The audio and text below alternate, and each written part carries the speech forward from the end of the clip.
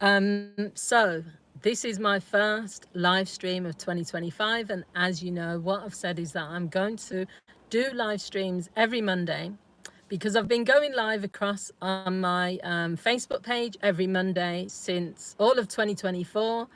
That goes relatively well. I just do a counselling related topic. And as I've said in my channel update, I'm trying to do live streams every Monday on here. Then I will upload a relationship topic video on a Wednesday. And then I'll do another video on a Friday that will be a counselling related topic. So I'll just see how it goes. And thanks for joining, whoever's joined. And this is really, I'd say this is relevant for the times that we're in, but this is relevant anytime really. And that is staying sane in 2025, but staying sane, throughout life really. I'm just going to give you some tips. I've got 9 tips. I've also done this as a live stream, so you can go to my Facebook page, Marianne Hanson Counselling Service. No, or did I did it on my personal page, I think, Marianne Hanson, yeah. So you can watch the live stream there. But yeah, let's just see how this goes. Anyone that joins, join in the conversation. If you don't get a chance to watch this as a live stream, then feel free to leave your comments later on the replay. Also, feel free to share this with other people. I will also be putting in the comments, like I always do, where you can find me on my other social media. Check it out. Check out my TikTok, my Instagram, and my other YouTube channel and my Facebook page. If you want to, you don't have to. So this is something I feel really passionate about, because staying sane is not something that is a luxury. Your mental health should be a priority. It's a priority for me. Even though I'm a counsellor, I often think, would I be as optimistic about life? Would I be as put together, or whatever it is? Would I be okay if I wasn't a counsellor? And I'm not sure. I don't know, because I suppose I've always been into personal development. I've been into personal development from the age of 18 onwards. So that could have something to do with it. Every morning I listen to some sort of motivational speech, especially if I'm in the bath or the shower. I will have my YouTube on, and I'll have either Jim Rohn, one of the motivational speakers, or someone.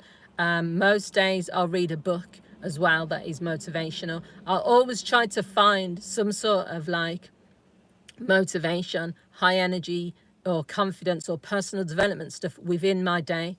And I suppose that does help. So the first thing is about censorship. This is really key to staying sane. We need to get better at censoring the things that cause us to feel not so good. Now, I'm really good when it comes to things like the news and stuff. I don't watch a full 1-hour news episode on TV. I never have, and I never will.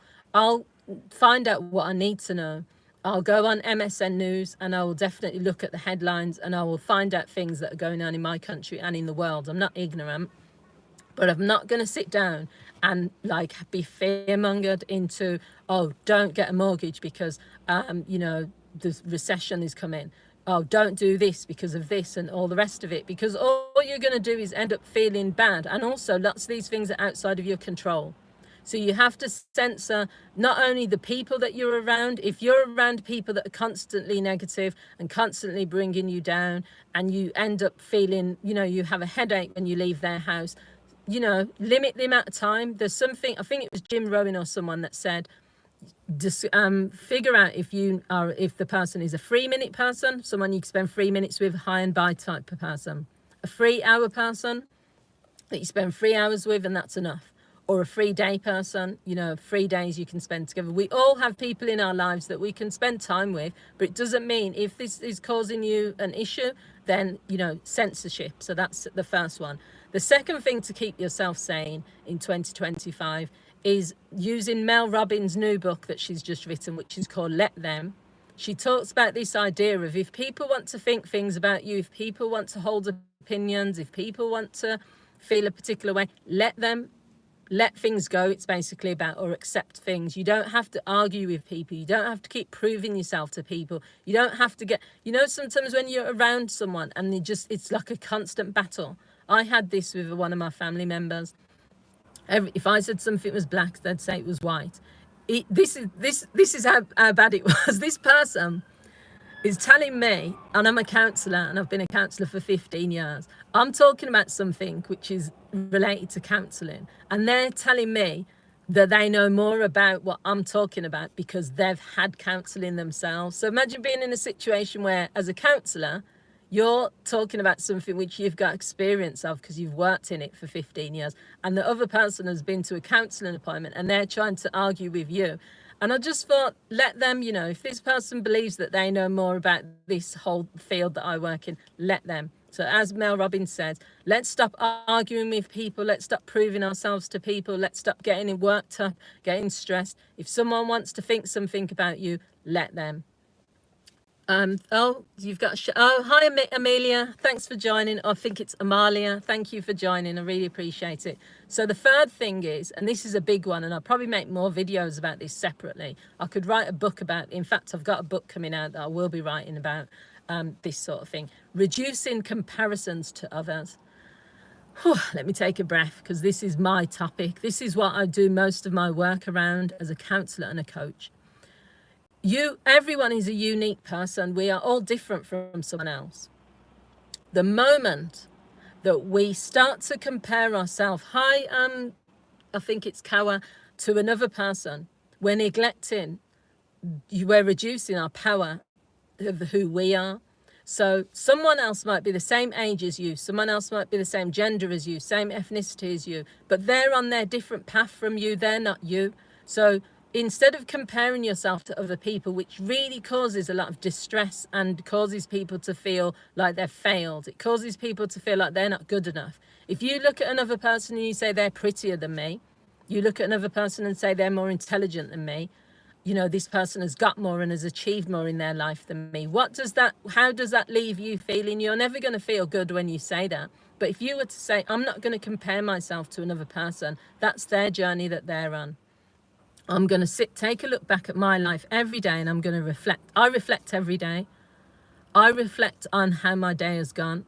I reflect on what I could have done better maybe in a counselling appointment. I reflect on, was I productive today? Did I do what I set out to do today? And all that does is helps me then to think, okay, well, what can I do differently tomorrow? I'll never look at another person and say, well, because this person has this or because this person does this, because it just makes you feel less than. You're never going to feel enough to another person because there's always going to be someone that has more money than you, always be someone that you might consider prettier than you, always someone that is richer than you. What's the point in it? So what we need to do to reduce feeling bad about ourselves is don't compare. You can admire someone else. You can say, I really respect how that person's always looking really good. They dress really well. I really, I take a lot of, what's the word called? Inspiration from how that person has lived their life. I like the fact that this person, I really love the way that this person is in their relationship. That's not comparing, that is admiring, but then you move on. But yeah, something that causes people a lot of mental health struggles is comparison. The next one, this is a big one as well that I advocate for. It's self-care habits. This is something you can do now. We're at the beginning of the year, so this is a really good opportunity now to take a look at some of your habits. Habits is one of the biggest things. I'm not going to talk about all the books that are out there, including Atomic Habits and all the other books. There are loads of books on habits, but we can start small. If this is what I say with my clients that I work with when we're looking at habits. If you implement 3 habits, hi Sophie, if you implement just 3 habits every week and you maintain those for the rest of the year, they will make a massive difference. Mine is walking, so it's freezing cold. That's why I'm in my car. But I go for a walk every day. Oh, thanks, Sophie. I go for a walk every single day. Now, I'm someone that used to drive everywhere. It was only during COVID when they said you have that 1 hour where you can go out, where I started doing 8-mile walks, 5, 10 miles. It was because I was bored. It was COVID. Everyone was stuck inside. So I thought, if they're saying we can walk and we can go out, then that's what I was doing. And I got so into it, going for hikes. And then after COVID ended, it just became a thing. Nearly every day now, if not every day, at least every 2 days, I'll go for walks. I've even booked things to go to. Hi, Macy. I've booked hiking trips and forest trips. They're all going to be happening in the year. So you quit, James, you quit watching porn. Yeah. So do you know what? And that's the thing, isn't it? Anything you're doing that's a habit that is not good for you, whether it's food, whether it's being around certain people, whether it's doing certain activities, you can you, yeah. Hi Macy, thanks for subscribing to my channel. Appreciate it. And thanks for watching today.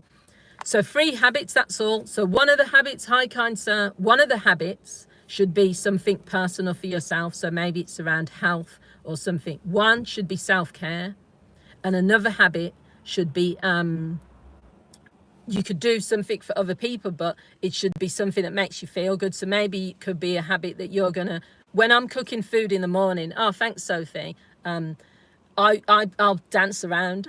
This is so funny. So I'm making my breakfast, I'm doing my scrambled eggs and toast.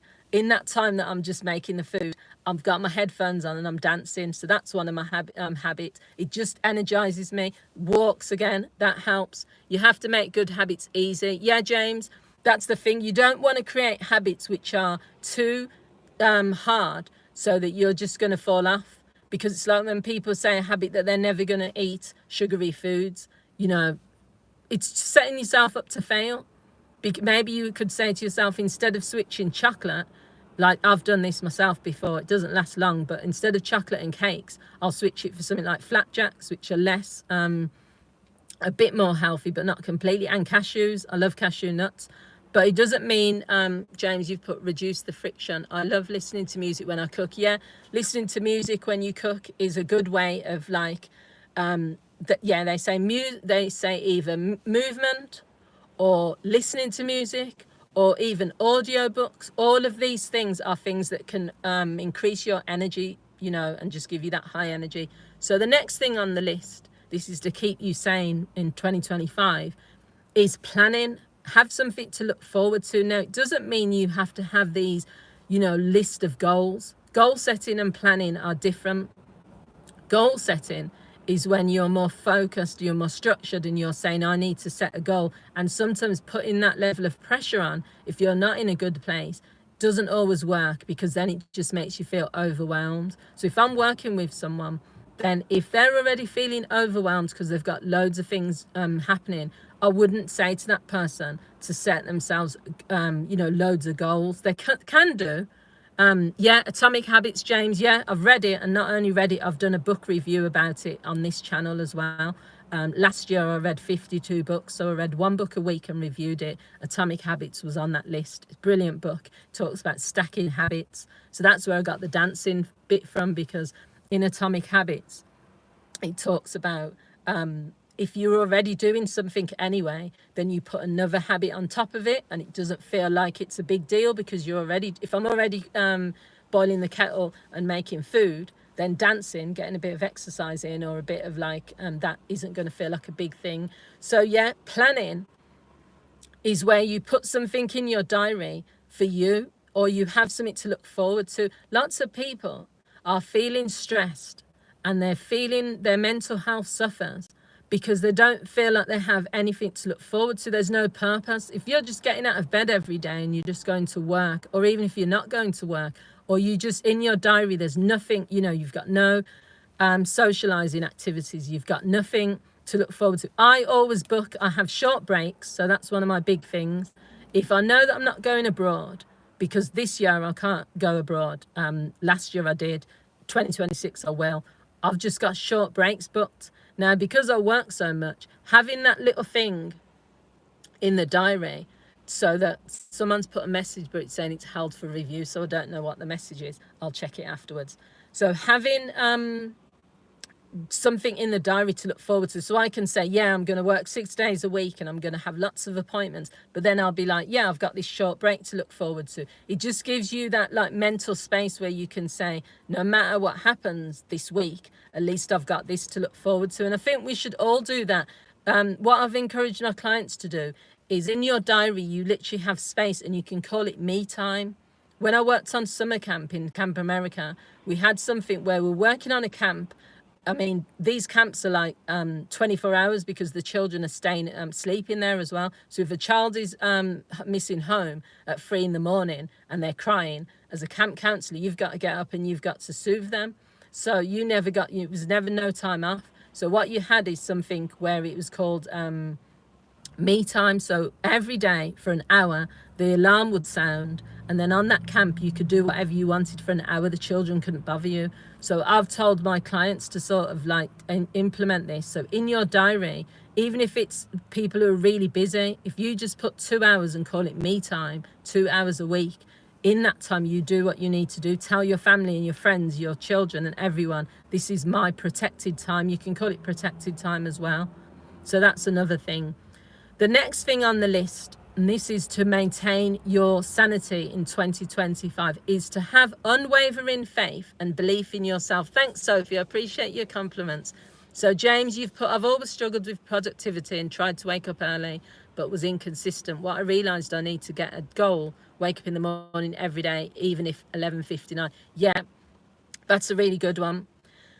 If you are struggling with something, it's about consistency. So everyone's probably heard this idea that if you do something for 21 days, it becomes a habit. This is so powerful. When I'm on holiday, this is as good as it is. When I was in the Seychelles, even then I was listening to my motivational stuff in the morning.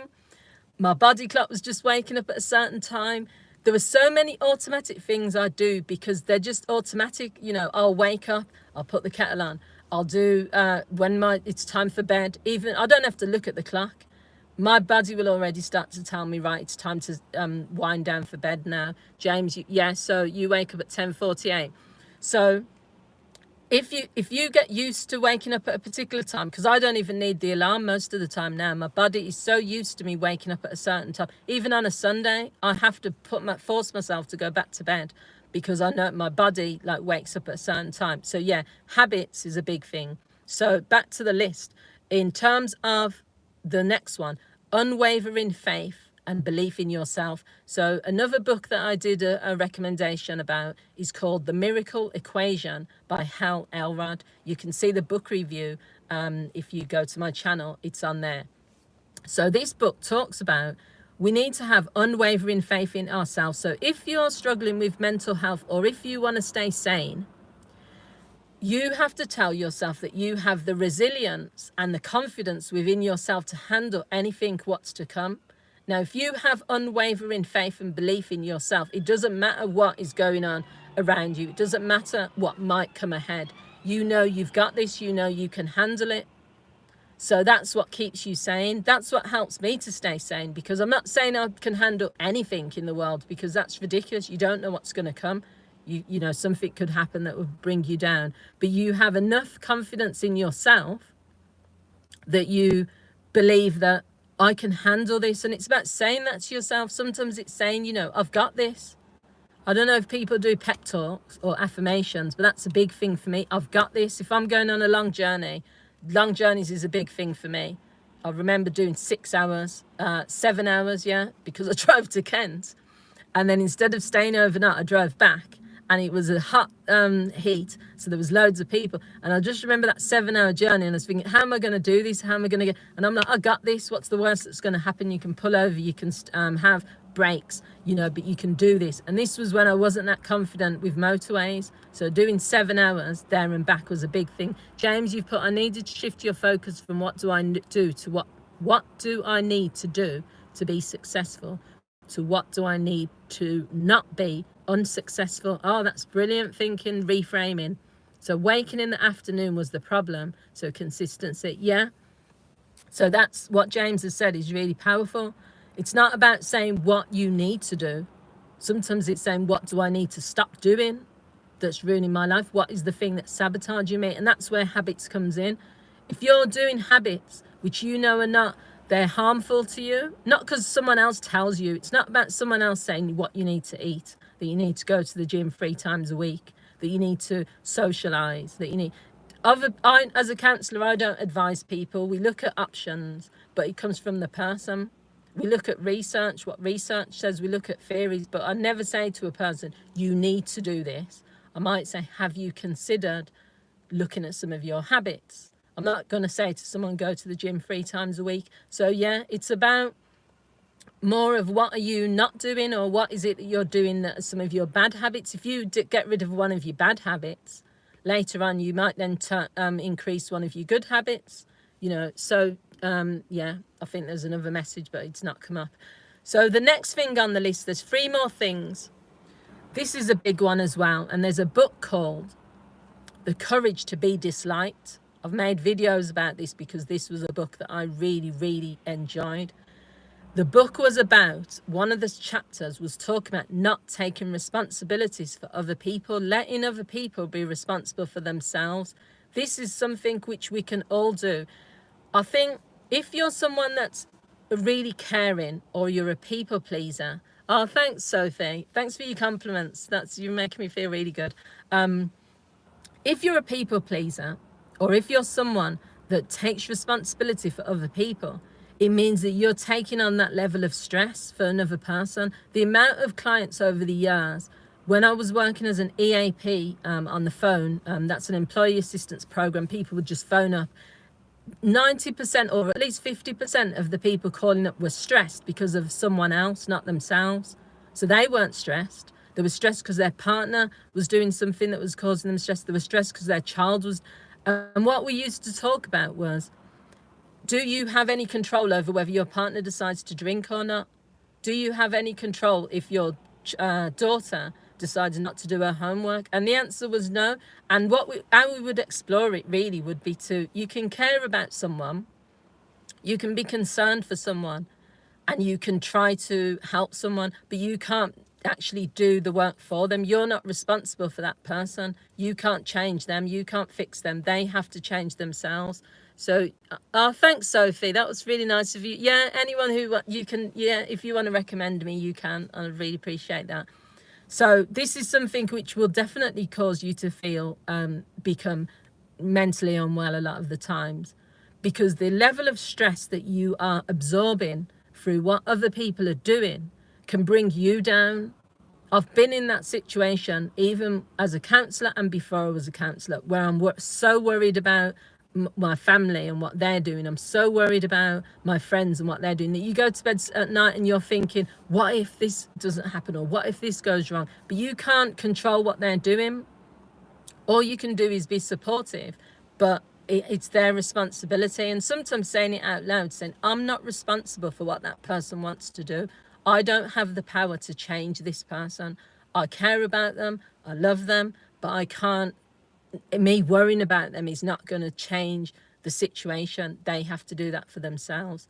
So there's 2 more on here. One of them is something I'm going to do a separate video about, where I'm going to talk about hope, but it's about not giving up. If you can find something every single day that's a reason for you to keep going, if you can find something every single day that is positive about your day, or something you're grateful about, it makes a big difference. When you give up and you lose all hope in life, it's a downward cycle from there. And it's so easy to do, because if you're watching all the news stories all the time and you're hearing about all the negative things, and you're in a negative environment, maybe you're in an environment you don't want to be in, maybe you're not where you want to be in your life, it's so easy to give up. It's so easy to just say, well, what's the point? You know, and I have met people like that. I've had personal experience. If you've seen my stories on here, I have had family members who have, you know, given up. And, you know, I won't go into that now. But it's about having something to, you know, having hope. And that's back to what we said earlier about the faith in yourself. If you know that you have got more to come, like I always see it as being, this has probably come from my dad when we were growing up. You don't know where your life's going to lead, but you have to believe that there's things in store for you that are good. I'd rather think like that, by saying that my life, there's more to come, that things are in store for me are good, than for me to say, well, what's the point? There's nothing to look forward to. Life is not going to change. You don't know either way. None of us know either way, because we don't know what's going to happen 1 hour to the next, 1 minute to the next. But if you give up, then there's a certainty that you are just going to, you're not going to, that is one of the biggest things in terms of mental health. Losing all hope means that you stop doing your habits, you stop socializing with people, you isolate yourself because you say, what's the point? You stop caring about your appearance and your hygiene and things because you say, what's the point? You stop looking for work or looking for purpose or meaning because you say, what's the point? And you don't do it consciously. You don't, no one wakes up and says, oh, what's the point? It's more of deep down, you just don't believe that there's any reason to continue to do things. So what's happening is you're slowly giving up. And so that's why with therapy or with other things that you put in place, that's to enhance you, to keep you motivated. So you've put, oh, thanks, Sophie. Oh, thank you for that. I'm really glad you like the videos, and I'm glad that like you're going to recommend me. So the final thing then for this live stream today, people get stuck in a loop. Yeah, they do, James. And this is the thing. This is not meant to be saying that life is perfect, because it isn't. And this is not meant to say it's easy. It's not easy to change your habits when everyone around you is doing certain things which probably are reckless, or they're doing things which seem like more fun. It's hard for you to be the one that's not drinking because everyone's around you drinking. It's hard for you to be the one that's not taking drugs or not doing certain things. You're probably going to get ridiculed. If you start doing habits that are healthy, and you're taking care of yourself. If you do personal development, do you know how many people in my like family and friends don't buy me them self-help books? Oh, stop treating me like one of your clients. Or lots of people, you're always on this like self-development thing. Oh, you see life through rose-tinted glasses. I've had all of that. Even on Facebook, some of like my friends have been like, you're not realistic because and I think the key thing for me is like, to me, staying sane in this crazy world and maintaining like a positive attitude towards life. It's not easy to do. I have days as well. I'm still human. I have days where I feel like not giving up, but I feel like, what's the point in doing this particular thing? Or days where I think, why am I being so extra coming out in this freezing cold weather to go for a walk? Even today I was thinking that this morning, I could stay home. I've got no appointments till 3 o'clock. I didn't need to get up today at 7:30. I could have stayed in bed. But you have to push through. So bye, Sophie. Thank you, Sophie, so much. James, you've put, I just laugh at the haters these days. They're miserable. Yeah, and you know what, it's not, because I don't use that word hater. I think it's similar to some other words like toxic and narcissist. I think there's some overused words. Hopefully in 2025 we will not use certain words. I don't call people haters. What I sort of say really is that people have a right to their opinion. People might not understand why you do what you do, and no one has to agree with what you do. So I just say that that's their opinion. But you can't be swayed by other people's opinion of you if you know that the habit or the path you're taking works for you. That's the problem, I suppose, when people give up on something because everyone around them is telling them that that's the wrong thing to do. Spirituality, health, anything that's around those sorts of things, people will say, oh, you're getting all woo-woo, oh, because now you're talking about spirituality. Oh, you're eating, now you only eat rabbit food and stuff. Why don't you have a burger?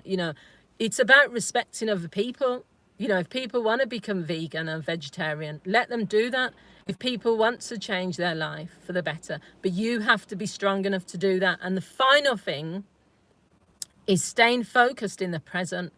So as a counsellor, I do work with people around the past. We look at childhood stuff. We look at events that have impacted. The way that I work when we do that is we look at an event.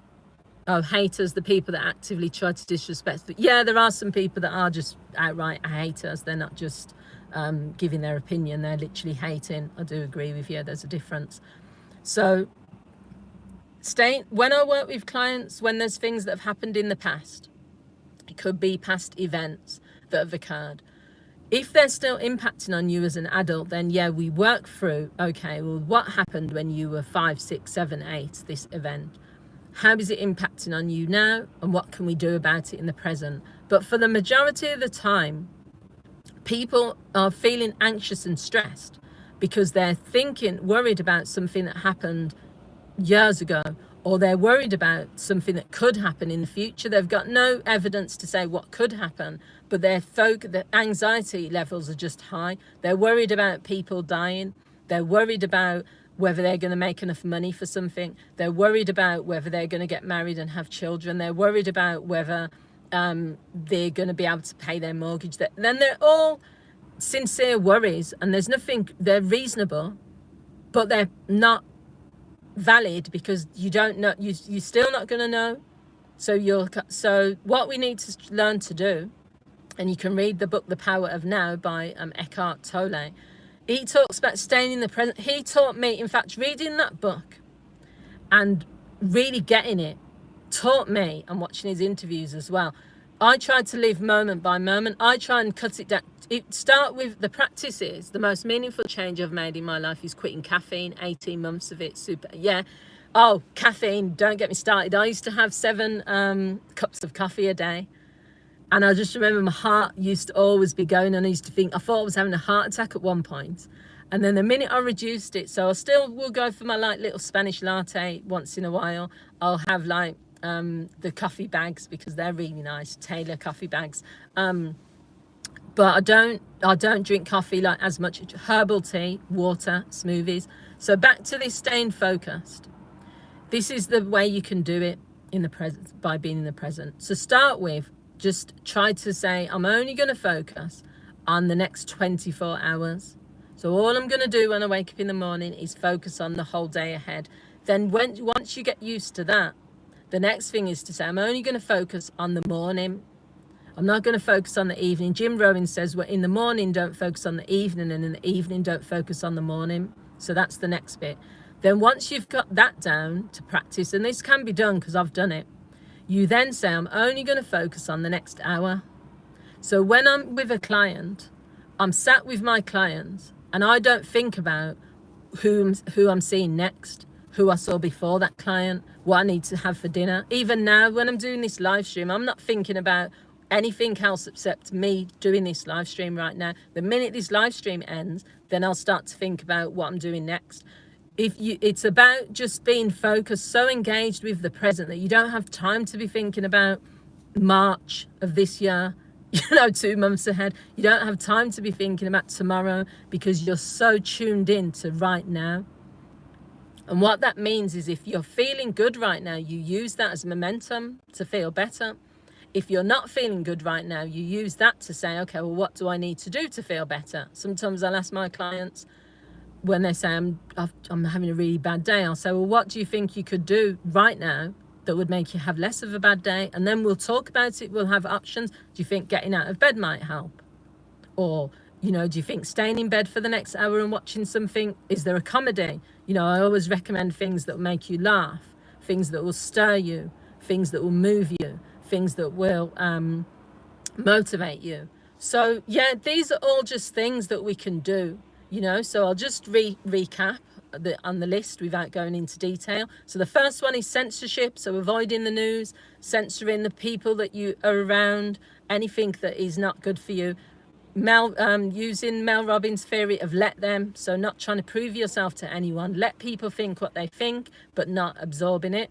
Reducing comparing yourself to others. Self-care habits, implementing self-care. Planning, having something to look forward to. Having unwavering faith and belief in yourself. Not taking responsibility for others. Let people take responsibility for themselves.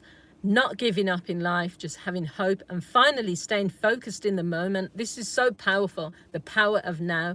When you're in the moment, you are just there. I'm here engaging with you guys. Thank you all for joining on this live stream.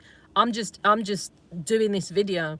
The minute this stops, I can move on to the next thing, then the next thing, then the next thing. But you can't be engaged and present if you're thinking about this evening, what meal you're going to cook. You can't be present. If I was with my clients, I would be a rubbish counsellor if I was sat there and half listening to what they're saying whilst I'm thinking about, my client's tomorrow morning, or the client I had this evening and how that session went. It's just not possible to do the two things. So what we do is we need to be engaged with life. If you're engaged with life and you're finding some of these things to do, you will then be less stressed.